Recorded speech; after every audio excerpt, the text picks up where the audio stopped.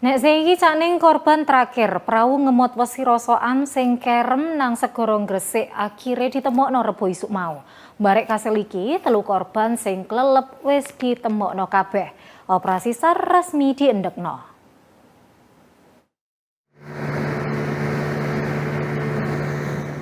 Upaya tim SAR gabungan golek korban perahu ngemot wesi rosokan sing kerem nang segara Gresik akhire entuk kasil maneh Rebo isuk.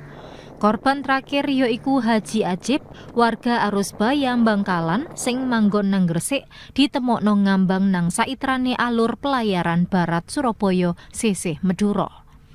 Korban ditemokno ambek nelayan sing terus repot nang tim SAR gabungan. Entuk repotan iku tim SAR langsung jujuk TKP terus ngevakuasi mayite korban barek digawa nang kamar mayit RSUD Ibnu Sina Gresik.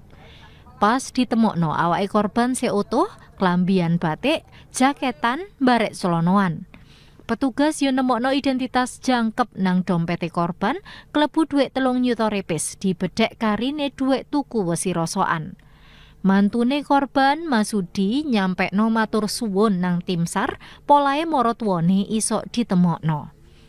Koyok diruhi perahu ngemot wesi rongsokan sing ditumpaki wong 5 kerem nang segara tepake ape mulai nang Gresik dina Sabtu tanggal 2 Mei bengi.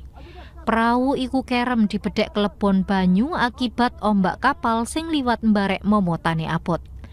Teka wong 5 penumpang perahu loro kasil slamet, sauntara 3 kelelep barek ditemokno mati secara bertahap. Lambarek ketemune korban terakhir Rebo isuk mau, operasi SAR akhire resmi ditutup. Muhammad Amin, JTV.